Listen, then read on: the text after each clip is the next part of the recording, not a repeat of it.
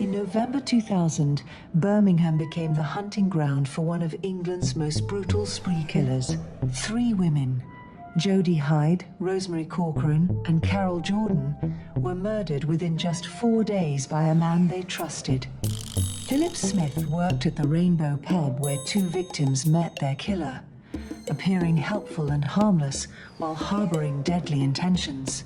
What followed was a forensic investigation that would reveal how modern science could unmask a predator who used fire, deception, and violence to try covering his tracks. This is the story of how CCTV footage, DNA evidence, and one fatal phone call brought justice to the families of 3 innocent women and stopped a monster who thought he was smarter than the police. Section 1. The first victim. On the evening of November 8, 2000, in Birmingham, England, 21-year-old Jodie Hyde visited the Rainbow pub in Digbeth. Jodie, who lived in nearby Alum Rock, was a recovering butane gas addict working to rebuild her life. That night at the Rainbow, she encountered Philip Smith, a 35-year-old man who worked odd jobs around the establishment and was known to offer rides to patrons. Witnesses observed Jodie and Smith leaving the pub together. Smith even accompanied her to a hospital appointment, creating an appearance of normalcy that would soon be shattered by horrific violence. At 6:15 the following morning, November 9, 2000, 2 patrolling police officers made a grisly discovery near a recreation ground on Golden Hillock Road in Sparkbrook. They found still smoldering human remains that had been deliberately set on fire. The body was so severely burned that visual identification was impossible. Forensic investigators had to rely on fingerprint analysis to determine the victim's identity. The prints belonged to Jodie Hyde, confirming what would become the first in a series of brutal murders. The post-mortem examination revealed crucial information about the killer's methodology. Dr. Elizabeth Morrison, the forensic pathologist, determined that Jodie had been strangled before her body was set ablaze. This finding indicated that the perpetrator had not only committed murder, but had also attempted to destroy forensic evidence through arson. The use of fire to destroy evidence demonstrates a level of premeditation, explains forensic expert Dr. James Fletcher. This wasn't a crime of passion. The killer was attempting to eliminate any trace evidence that could link him to the victim. The discovery of Jodie's remains marked the beginning of what would become known as Operation Green, one of Birmingham's most intensive murder investigations. Section 2. The killing accelerates. Just 3 days after Jodie Hyde's body was discovered, the killer struck again. On November 11, 2000, 25-year-old Rosemary Corcoran, a mother of 3 from Castle Vale, visited the same Rainbow pub where Jodie had met her killer. Like Jodie before her, Rosemary was seen leaving the establishment with Philip Smith. Security camera footage from the area would later prove crucial in establishing the timeline of events. The cameras captured Smith and Corcoran at Monte Carlo's nightclub, where footage showed Corcoran appearing intoxicated and struggling with Smith outside the venue. In a tragic missed opportunity, police officers stopped Smith's vehicle in St. Michael's Road, Handsworth, in the early hours of November 12th. Officers observed Smith apparently manhandling Corcoran in the car, but Smith convinced them that everything was normal.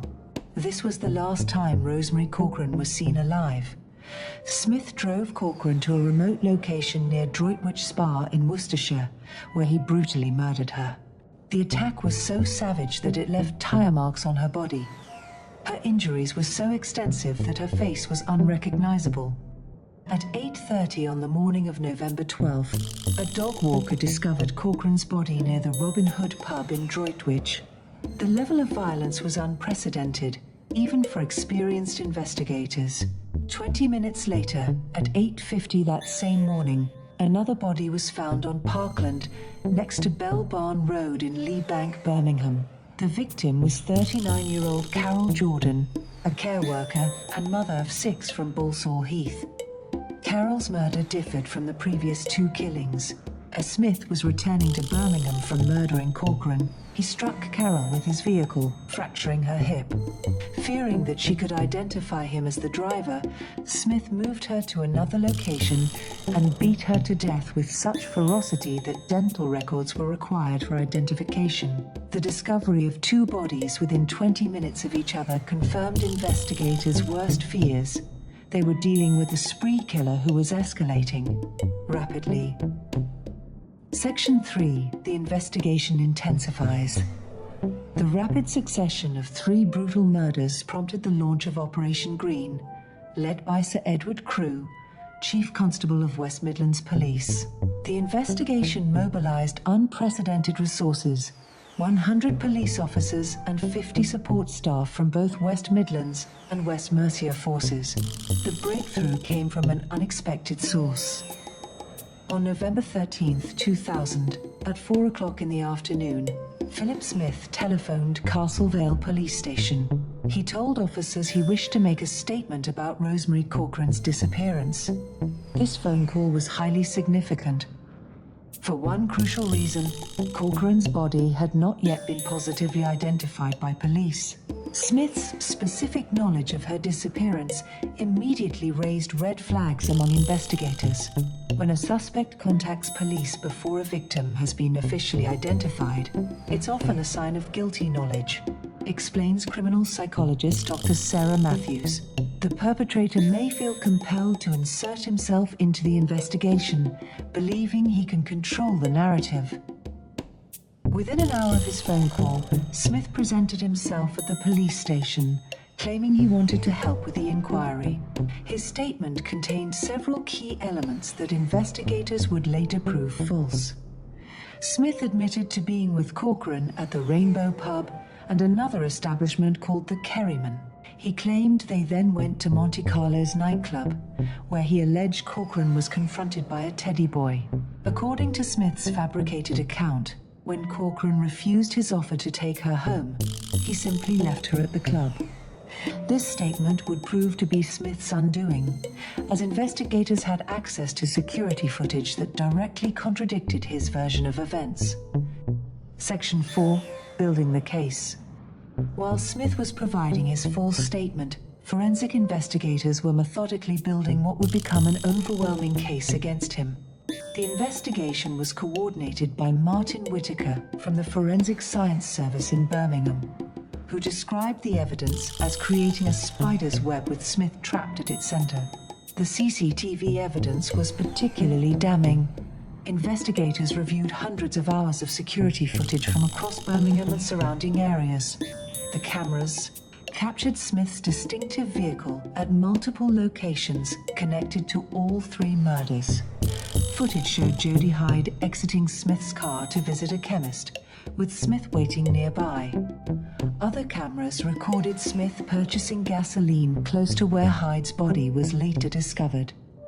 Crucially, the Monte Carlo security footage directly contradicted Smith's statement to police. Rather than showing Corcoran being confronted by a stranger, the cameras captured her struggling with Smith himself outside the nightclub. Additional footage tracked Smith's movements after Corcoran's murder, showing him driving through Bromsgrove, a town near Droitwich, before returning to Birmingham, a journey that perfectly aligned with the timeline of Carol Jordan's murder. The forensic evidence was equally compelling. Blood traces found throughout Smith's vehicle, clothing, and apartment were scientifically matched to all 3 victims. In Smith's bathroom, investigators discovered blood-stained clothing, including a pair of trousers belonging to Rosemary Corcoran, which Smith had attempted to wash clean. Outside Smith's flat, police found a bag containing personal items belonging to Jodie Hyde. The tire marks found at the Worcestershire crime scene and on Corcoran's body matched the distinctive pattern of Smith's vehicle, which had 4 different types of tires, creating a unique forensic signature. Paint fragments and glass found on Carol Jordan's body were matched to Smith's car, including pieces from a damaged light cluster that Smith had placed in his vehicle's trunk. Witness testimony further strengthened the case. Multiple witnesses had observed Smith leaving the Rainbow pub with both Jodie Hyde and Rosemary Corcoran. Significantly, at least 2 witnesses reported seeing Smith with blood on his clothing. When questioned about the blood, Smith claimed he had been in a fight, but he showed no signs of injury himself. The volume and consistency of evidence was remarkable, recalls Martin Whitaker. Every investigative avenue, DNA, CCTV, witness testimony, forensic analysis, pointed to the same conclusion. It was one of the most comprehensive forensic cases I've encountered. Section 5. Justice delayed and delivered.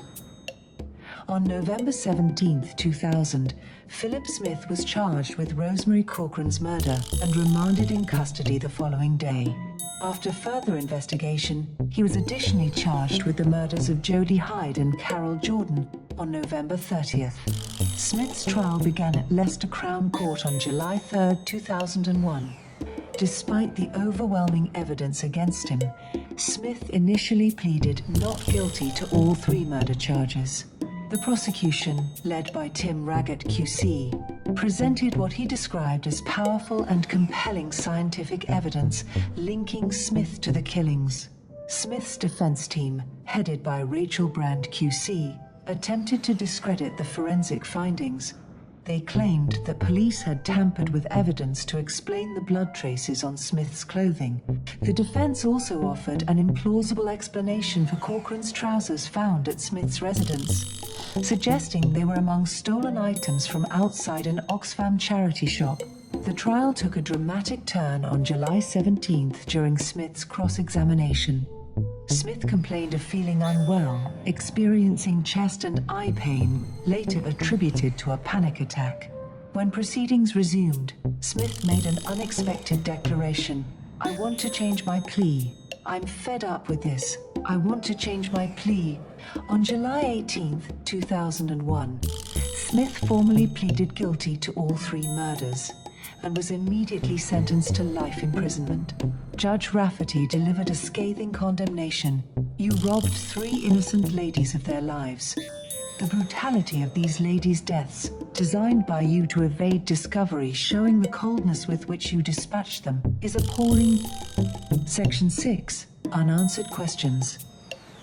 Smith's conviction did not close all chapters of the investigation. Police had identified a potential 4th victim, Patricia Lynott, a 47-year-old divorced mother of 2 from Athlone, Ireland, who had moved to Birmingham in the mid-1990s. Lynott worked at the Rainbow pub as a cleaner and childminder for the licensee's family, placing her directly in Smith's orbit. On October 23, 2000, just weeks before Smith's confirmed killing spree, Lynott was found dead in her flat on Maxstoke Street, Bordsley Green.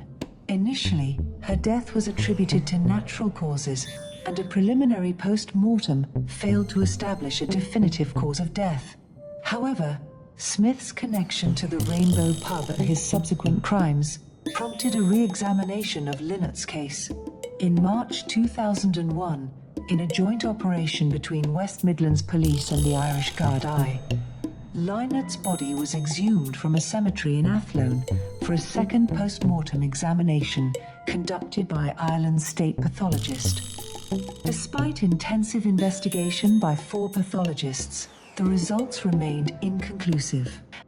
An inquest at Birmingham Coroner's Court in January 2003 returned an open verdict, leaving questions about Lynott's death permanently unresolved. The Patricia Lynott case demonstrates the limitations of forensic science when initial investigations are insufficient or when significant time has elapsed, explains forensic pathologist Dr. Michael Harrison. Even with a known killer and obvious connections, some cases remain beyond definitive resolution. Section 7. Profile of a killer. Philip John Smith was born on July 10, 1965, at the City Maternity Hospital in Gloucester, the son of sawmill labourer Henry John Smith and his wife Rose. Philip was the eldest of 5 children in a working-class family. Remarkably, the Smith family lived on Midland Road in Gloucester, where they were neighbours to Fred and Rose West, who would later become infamous as serial killers themselves. This geographic coincidence adds a disturbing dimension to Smith's background. Though no direct connection between the cases has been established, Smith attended special schools for children with learning difficulties and left formal education at age 14 to join Billy Dante's funfair, which toured throughout the United Kingdom. He later worked various manual jobs including farmhand, laborer, and security guard. Despite his criminal history involving minor offenses, Smith had no previous convictions for violent crimes. Those who knew him described him as a gentle giant, a characterization that starkly contrasted with the extreme brutality of his murders. The disconnect between Smith's public persona and his private actions illustrates how serial killers often hide in plain sight, observes criminal profiler Dr. Amanda Richardson. His helpful demeanor and willingness to provide transportation made him appear trustworthy to potential victims. Section 8. Lessons in Forensic Investigation. The Philip Smith case demonstrates the power of modern forensic science when combined with traditional investigative techniques. The successful prosecution relied on the integration of multiple evidence types, DNA analysis, CCTV footage, witness testimony, and forensic pathology. This case exemplifies how different scientific disciplines working together can overcome attempts to destroy evidence. Notes forensic scientist Dr. Peter Williams. Smith's efforts to conceal his crimes through fire and misdirection were ultimately defeated by methodical investigation and advanced forensic techniques. The investigation also highlighted critical issues in police procedure. The missed opportunity when officers stopped Smith's vehicle while he was transporting Rosemary Corcoran demonstrates how split-second decisions can have life or death consequences. The case contributed to improvements in police training regarding domestic violence recognition and suspicious behavior identification. It also reinforced the importance of thorough initial death investigations, as evidenced by the Patricia Lynott case. Today, Philip Smith remains incarcerated, serving life sentences for his crimes. The families of Jodie Hyde, Rosemary Corcoran, and Carol Jordan continue to live with the impact of his actions, while the city of Birmingham remembers one of its darkest chapters. The Rainbow Pub still operates in Digbeth, but the events of November 2000 serve as a permanent reminder that evil can emerge from the most ordinary circumstances. The case stands as a testament to the dedication of law enforcement and forensic professionals who ensure that justice prevails, even in the face of calculated brutality. Through careful investigation and scientific analysis, the truth emerged from the ashes of Philip Smith's crimes, providing closure for the families involved and protecting society from a dangerous predator. The case remains a significant example of how modern forensic investigation can solve even the most complex and violent crimes. Thank you for watching this investigation into the Philip Smith case with X by X Confidential. The forensic evidence in this case demonstrates how modern investigative techniques can unmask even the most calculating killers. If you found this educational content valuable, please smash that like button and subscribe for more in-depth criminal investigations. Hit the notification bell to get alerts when we release our next documentary-style analysis. What aspect of this forensic investigation impressed you the most? Was it the deoxyribonucleic acid evidence, the CCTV footage, or the way investigators connected all the pieces? Share your thoughts in the comments below, and let us know what case you'd like us to examine next.